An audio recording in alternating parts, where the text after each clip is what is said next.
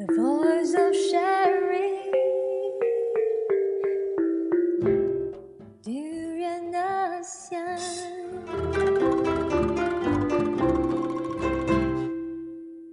Hey, you are listening to the ASEAN Breakfast Call at Durian ASEAN, the voice of discovery and sharing. In our Blast from the Grassroots session today, we have Eddin Khoo. He's a cultural activist as well as the founder of PUSAKA. And today he's going to talk about Main Puteri. It is a traditional healing performance. Is a Malay cultural performance, and he's going to explain about it. And there will be one show on Main Puteri this Sunday as well. This Sunday, yes. Mm-hmm. So before we talk about the show on this Sunday, let's talk about Main Puteri. What is Main Puteri after all? Main Puteri is a ritual therapeutic healing tradition that you find in Kelantan. It's centuries old. No one knows its actual origins. Its origins essentially are mythological origins. But it's one of the very characteristic ritual forms that is identified with the state of Kelantan, and also seems very much to encapsulate and express the Kelantanese sensibility and state of being. Mm-hmm. So when it comes to Main Puteri, what is involved in terms of the healing performance? Yeah, Main Puteri involves essentially the psychotherapeutic healing of a patient who's normally like depressed or suffering from some kind of psychological ailment. It's often conducted over a period of about 3 nights, ranging from about 5 to 6 hours per night, in an attempt essentially to revitalize the psychology or the temperament of the patient. It's also done these days in performative fashion, which is what we'll be hosting on Sunday. But if you go essentially to Kelantan, then you see it within its original context and setting. Then it's all about essentially the healing of a person's sensibility. I'm quite interested when you say spiritual illness and healing of all this spiritual illness stuff, because what is spiritual illness in the beginning? Well, spiritual illness is basically a description of what you would basically call depression. I see. People who suffer from states of listlessness or states of enervation and just basically tak larat lah in so it's an ancient way of sort of like to detox yourself from all this emotional... well, basically it's a calling. It's a kind of, if you actually view the Main Puteri performance, you will see it's a kind of calling and a seduction of the patient back to a sense of, life and animation and vibrancy. If you can describe how the performance goes, what is involved during the healing process? Well, of course, performances are broken into 3 major phases. One is essentially the setting, what they call the buka panggung, the setting, and basically you create the environment for the performance to begin, and then there's the act of actual teasing the patient. That's quite cute. It's very, very rational, actually, if you look at the progression of the performance.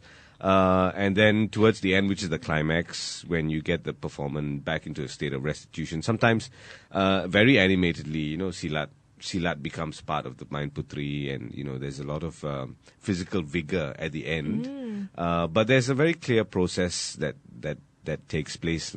It essentially is a form of psychotherapy and has been studied and discussed in that kind of way until very recently. So we have psychotherapy even before all these rational modern psychotherapies coming out. Well, psychotherapy is based on traditional modes of healing anyway. That's modern psychology as we know it is based on things like Main Puteri, the understanding of the subconscious and the inner being and so on. So can you explain more on this character called Tok Puteri and also Tok Minduk? The Tok Puteri is essentially the main character. He is the shaman, and he's a traditional Bomo. Not the kind of MH370 Bomo we get these days, but a traditional Bomo with a particular kind of inner knowledge and particular kind of grace, actually, when dealing with patients of the kind mentioned. And the Tok Mindok is essentially a rebab player, and he is the interrogator. There's a process of dialogue that goes on about the nature of illness and the nature of man and the nature of our souls and the nature of our spirit and so on. Very, very elaborate and very, very profound and very deep. Also very tradition. animistic. I mean, the way it interacts with the nature. Well, it has animist roots, but it essentially is a Muslim tradition. Oh, interesting. It is a Muslim tradition?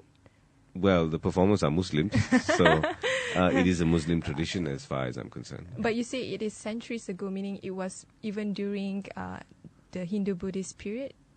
Yeah, well, its origins are probably animist and predate Islam, but, with the coming of Islam, of course, the nature of the performance changes and is adapted to the religious life and beliefs of the people. So it is essentially, while it has roots in the pre-Islamic past, it is what you would call a Malay Muslim tradition. Yeah.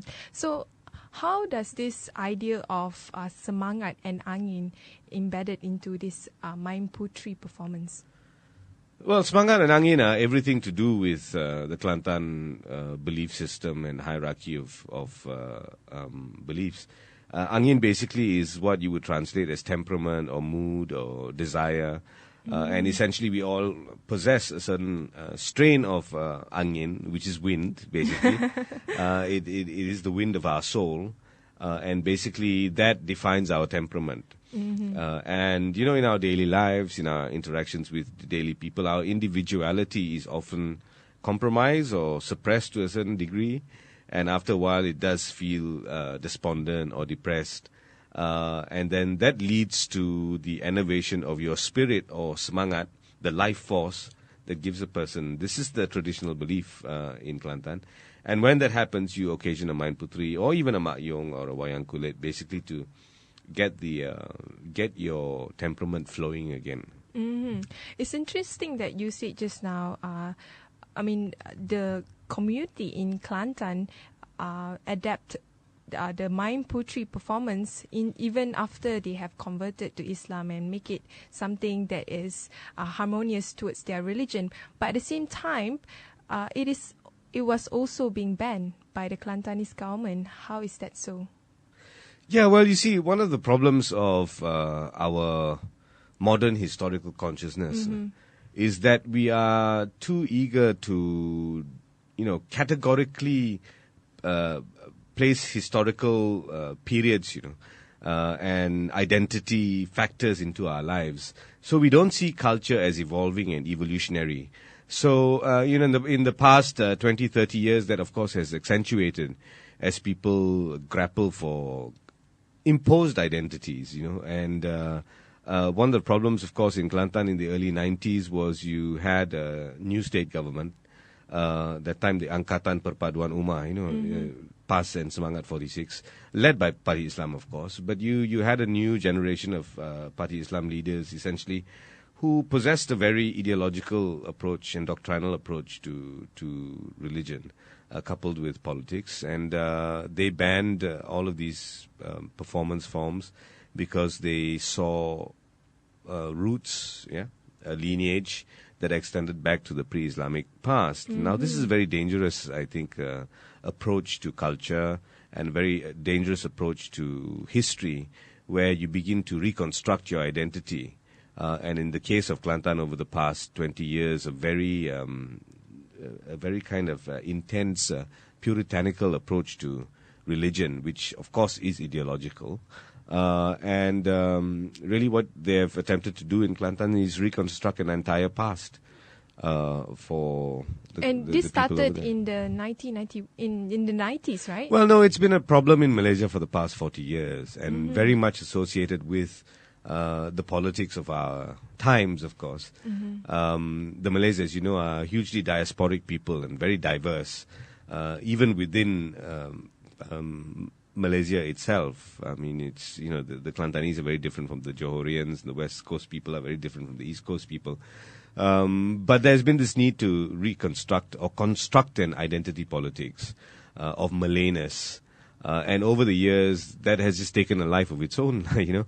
And in the past 20, 30 years, of course, Islam has become a very major factor in that identity construction, and has led often to very, I think, very kind of extreme positions. That's interesting because I still remember when I was a child in the 90s, I read from the news that wayang kulit is also part of traditional Kelantanese art form was being banned, and at the time I didn't know why it was being banned in actuality, but years after that, when I go to Indonesia, and I was amazed that they have such a flourished wayang kulit culture, and I mean, this Indonesia is also a Muslim majority population, but instead of banning wayang kulit or other pre-Islamic traditions, they actually preserve it and make it even much more greater than it was. Well, Indonesia is not free from such infection. Also, I think we should not have this illusion that somehow, Indonesia is incredibly distanced from such occurrences. As you well know, the problem of religious Puritanism and fundamentalism is as strong in Indonesia as anywhere else.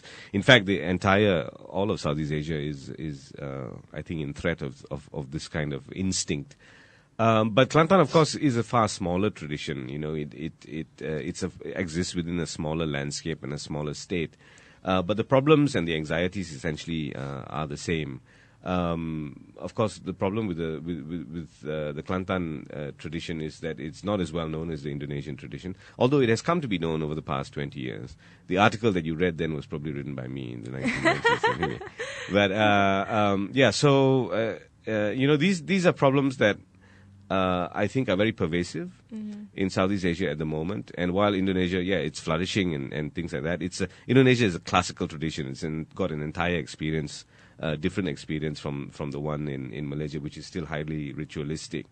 And even in Indonesia, you find it in the island of Java, but not in most other places, where the problem of, again, reconciling the past with the present in religious terms is proving to be very difficult for many Muslim societies in Southeast Asia. I see. So what has the community in Kelantan do in terms of preserving the Malay Puteri until now? Well, you see, you have to understand what theatre is, what its context is in Kelantan. Theatre is not something we think about in metropolitan Kuala Lumpur terms as a stage in which people go pay tickets and go and have a look. It's for the community, it's right? It's not for the upper class or middle class. Well, it's for all classes. Mm-hmm. It's for all classes. It transcends class, transcends race, transcends religion. And what it is essentially is very bound to community. Very, very bound to community, and it's very, very closely related to the notions of well-being of the community.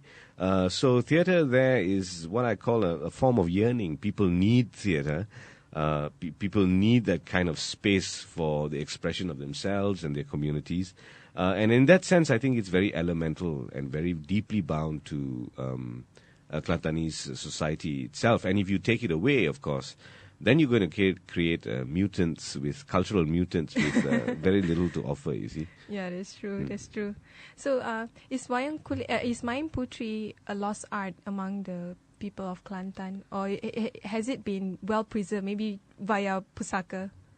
Well, no, PUSAKA only provides a structure for essentially a culture that is still very vibrant and animated.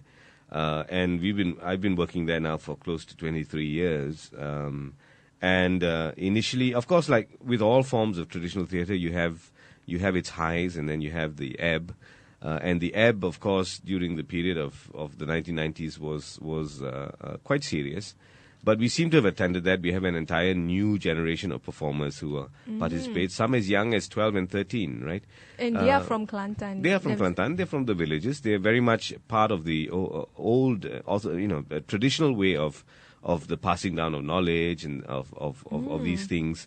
And, this idea of lost art and dead art and all this is all very urban-based as I said, Kuala Lumpur-based language, because tradition is never dead. Tradition finds all kinds of ways of renewing itself, and this notion of separating tradition from daily life and our contemporary experience is a problem to most urban people, not to not to people who participate in these traditions. I see. So how do you, Pusaka, work together with the Kelantanese government, or do they even allow you to preserve all this? Pusaka doesn't work with any government. I see. Pusaka doesn't like governments. I think governments are very problematic to everyone, and I think what I chose to do in the early years in the 1990s was essentially to go out by myself and look for these performers. So you work directly with the community there? I work directly with the community, always have done.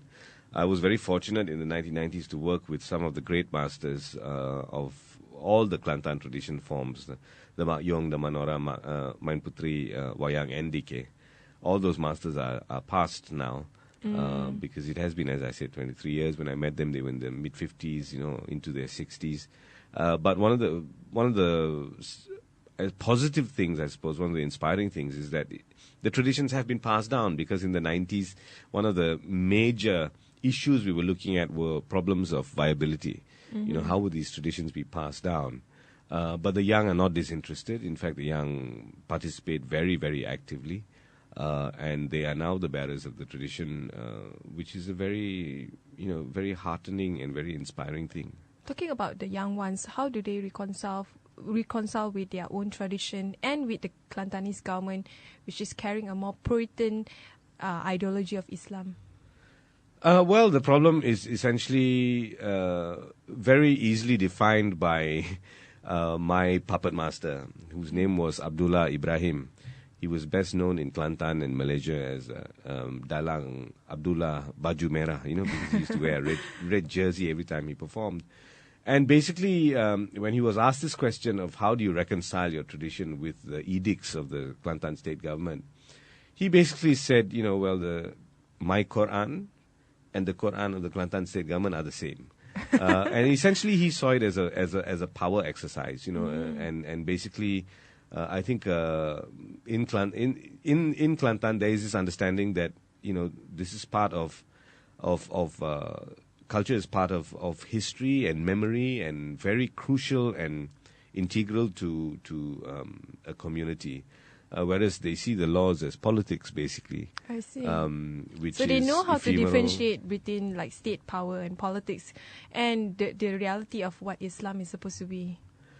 Yeah, it's something that they experience all the time. And, one of the things I discovered to be very enlightening for me is the sense of, just the question that you just asked about how they do know how to. I think they do it better than most people. They do it a hell of a lot better than most people. Because, of course, these are challenges that they go through every day and things that they are forced to think about and contemplate. Not purely in issues of, their rights and their ideology and so on, but really as part of their daily life. Mm-hmm. Let's talk about the event that will be happening in Publica. So tell us more about about Main Puteri that will be staged in Publica. Okay, the Main Puteri that will be staged in Publica, Pusaka does this monthly performance thing at Publica. And one of our objectives for that, of course, is to bring traditions from all over the country and do kind of stagings so that urban audiences can gain familiarity. And previously you have done Wayang Kulit and also Dike Barat, bringing we it did to... Dike Barat, we did Kuda Kepang, we did Wayang Kulit. I think we've got Ulek Mayang coming up in June, and a whole year. So this is a partnership we have with Publica, and I would like to think it's a novel one. That brings these traditions to, because I think one of the main things for Malaysians to ask, especially now when we claim to have a greater consciousness about ourselves and our history, our culture, our politics, and so on, is basically we know very little about ourselves, right? We know very, very little about our country as a culture. And this is a very dangerous thing because, if we are looking for transformation, if we're looking for change, and you have no anchoring, You have no anchoring in your past, in your community, in your culture. In identity. terms of, I hate the word identity, but basically, if you have no knowledge of really what exists in this country, culturally, how disparate and diverse our history is, and our communities are, then I really don't understand what platform, upon what foundations people are talking. So many of the performances we bring, seem to be so alien to the urban sensibility, but very, very provocative. So people ask questions about, this comes from my country. I don't identify with it at all. What does it mean to me? So in that kind of sense, I hope it provokes deeper questions about belonging and our sense of place in this country. We don't do an entire Main Puteri. It's only for an hour because the whole thing is about 5 hours. 3 days, somewhere. Yeah, 3 days. Although I'm going to test the audience one day. I think I'm going to organize a really traditional Main Puteri in KL somewhere that will last for 3 days and see how people can endure. But the other thing that I'm also very curious is what sense of identification do people have when they see such things? Most people are quite very drawn and very attracted, but at the same time also very troubled, because some of these things can be very intense and very powerful. I see. When you say trouble, meaning what? Troubled as in the questions that come out. Why am I looking at this? What is it? What does it mean to me? And things like that. But I'm glad that people are asking these deeper questions rather than just looking at these things as exotic and distanced from an audience. Yeah, I think Pusaka is working towards that direction in moving our attention to a much more deeper understanding of our own background and history. No, I think that's very essential, because I'm quite amazed at that there is a very deep commitment to essentially looking for change and transformation in Malaysia. But it's all done in very, very formal channels, right? All about rights and all about the law. I mean, those things are very, very important, of course. But you're bringing this down to the community and individuals. I'm bringing it down to hopefully to everyone, because you cannot demand such things without having the entire landscape of our history and our culture at your disposal, you see. But over here, we are very dislocated people. Malaysians are very dislocated people. They have no anchoring in essentially the more holistic and the vaster aspects of our social, cultural, and historical life. Interesting. So we are at the end of our slot today. So the Publica event will be on Sunday. What time it would be? It will be Sunday, 11th of May. It will be at 8:30 p.m. But at 4 p.m., I'm giving a talk. And that is a controversial one. I don't know. It's controversial. It's called the permissible, the non-permissible, and what lies in between. And basically, it is basically an attempt to deal with some of the charges and some of the accusations that have been put on these traditional art forms, and basically to navigate the more contemporary issues that surround the matter of traditional performance. Yeah. So all will be in Publica? All will be in Publica, yeah. So people can make a day of it, come at about 3:30 and then go home at 11 or something. Yeah. So looking forward to that. Thank you, Eddin. Thanks, Arlene. Thank you very much.